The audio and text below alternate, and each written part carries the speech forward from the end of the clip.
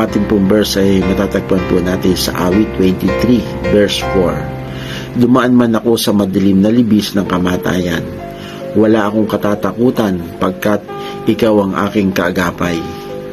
Ang tungkod mo at pamalo, aking gabay at sanggalang. Tunay nga mga kapatid, sa lahat po ng aspeto ng buhay natin, lagi po natin kasama ang Panginoon. Huwag po tayong matakot, huwag po tayong mag-alinlangan, huwag tayong mangamba kung ano man po yung gagawin natin. Basta ang malaga po, isangguni natin sa Panginoon at pagkatiwala po natin sa Panginoon.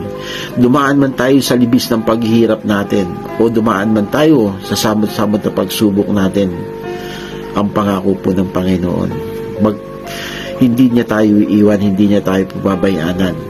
At siya po lamang yung ating gabay at sanggalang sa lahat po ng laban ng buhay po natin. Mga kapatid, marami po tayong samot-samot na mga pagsubok na dumaraan sa buhay natin. But sa kabila ng lahat, kung magtitiwala po tayo sa Panginoon at ipagkakatiwala natin ng lubusan ang lahat po ng ating gagawin, naniniwala po ako, magiging matagumpay po ang lahat. Bakit? Dahil ang pangako niya, hindi niya tayo iiwan, hindi niya tayo pababayanan. Lagi po natin siyang kasama sa lahat ng aspeto ng ating gagawin. At ang isa pa, siya po yung ating sanggalang. Ibig sabihin, siya po yung ating panulukan.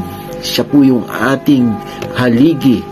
Kumbaga, haligi po na matibay. Walang iba kung hindi ang Panginoon, sa yung bato na panulukan ng buhay po natin. Kaya dapat po tayo magtiwala, huwag po tayo matakot mga kapatid.